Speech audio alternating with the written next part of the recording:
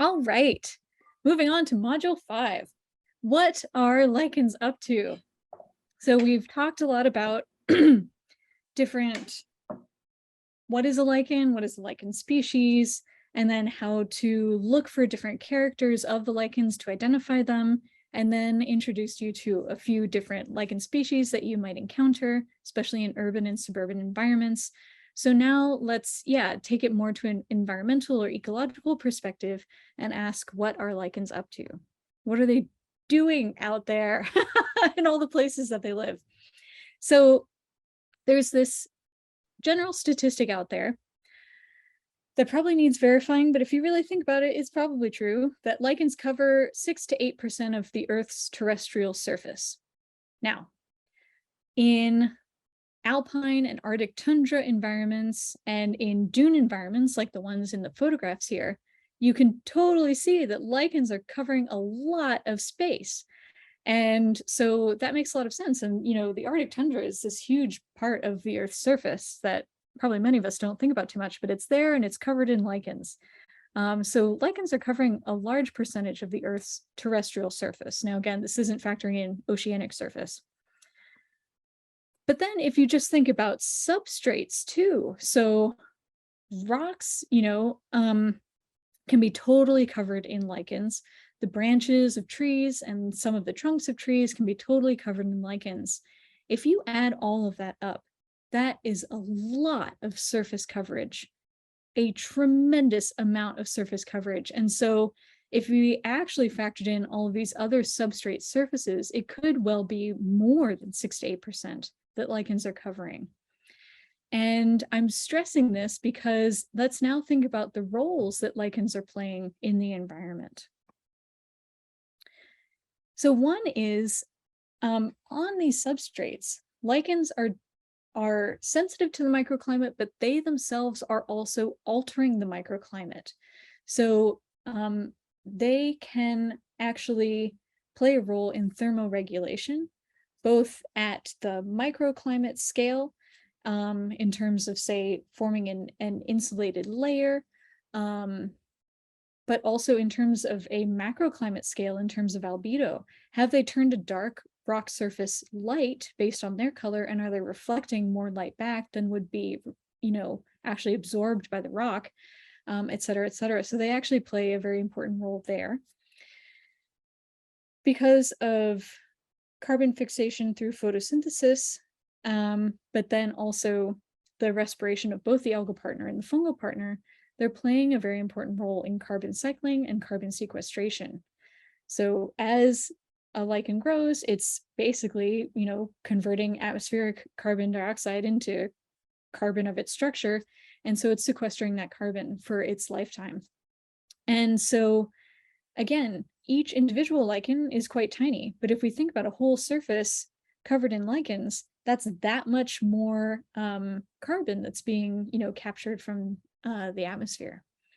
They also play an important role in water capture and water balance. It's actually really interesting. I've observed if you go out after rain, not immediately after, but shortly after, where most things have dried up, you can actually look at the lichens on the tree and see this sort of halo of moisture. They're still holding on to moisture. And particularly in arid environments, that's a critical role of moisture retention, as opposed to the bark of the tree that's already completely dried out. And again, just in general, because every organism needs nitrogen, they participate in the nitrogen cycle, but they actually play a really critical role, those that contain cyanobacteria, in terms of being nitrogen sources within different environments and playing a role in the nitrogen cycle by fixing it. So they're playing a lot of really important roles at the environment and landscape scale. Lichens are also habitat. So as a lichenologist, I stare very closely at a lot of lichens, both in the field and under the microscope. And so I get to encounter a lot of really fun little critters. None of the photographs on this slide were taken by me. I get way too excited and I can't take a clear photograph of any of these things. But on the left are some springtails, two different kinds in the top picture versus the bottom picture. But springtails, or columbolins, are really commonly found on lichens. They use it as a habitat and actually also as a food source, but sometimes they're just grazing the things that are growing on the lichens. There's a lot of other fun critters. I didn't include pictures because I wasn't sure that everyone would think that they're as cute as I do, but a lot of ants and spiders and pseudoscorpions and things like that also use lichens as their homes. And so they're forming a very important habitat for these small critters. They're also habitat for slightly larger critters. Hummingbirds use lichens as part of their nesting material. And again, there's a few different reasons why that might be. They are very selective in the lichen species that they use. So it's not just any lichen goes, and that's really interesting. And so it may be partly to camouflage the nest, but there's this idea that they're particularly choosing lichens that might have antimicrobial properties. And so they're actually helping to defend their chicks from potential infection by having these lichens with antimicrobial properties as part of their nest. Lichens are also a food source for many organisms. The classic idea is the reindeer lichen and the reindeer or caribou, but also various monkey species eat lichens. Again, there's a whole bunch of invertebrates that eat lichens, slugs and snails and limpets on the coast. And then circling back to vertebrates that we care very much about, humans do use lichens as a food source. Again, it's not a universal thing, as I cautioned everyone not to just go out and eat lichens, because a lot of them contain secondary metabolites that could, at the very best give you a stomach ache.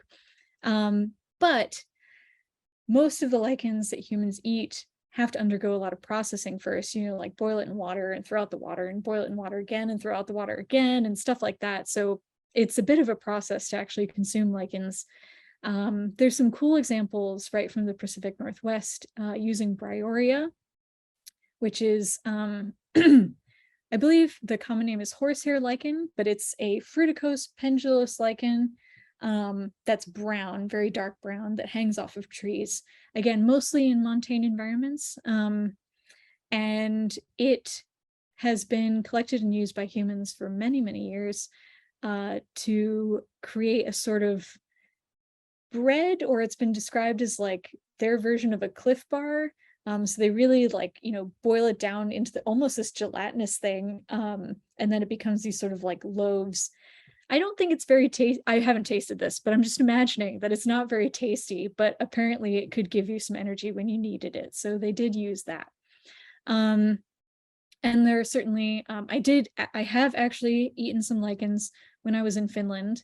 I was served lichens at a fancy restaurant. They didn't have much flavor.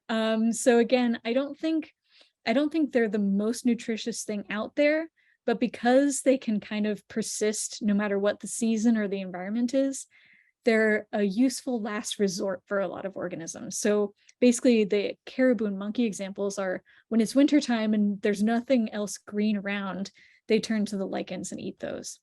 But they nevertheless are very important during that time. So they're an important food source, even if not the most nutritious.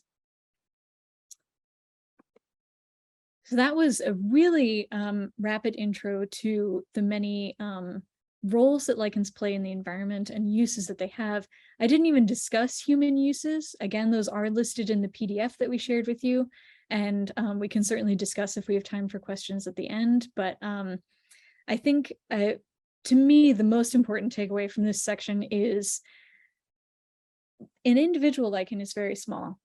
But if you add up all the lichens that are covering all the surfaces, they are major contributors to a lot of really important environmental functions, including things like the carbon cycle and the nitrogen cycle. And we're only just beginning to factor them in to models that we use to make predictions of global climate change. And so if you really think about how many surfaces they're covering, they could be making a small but mighty difference. So now I will take any questions from this section.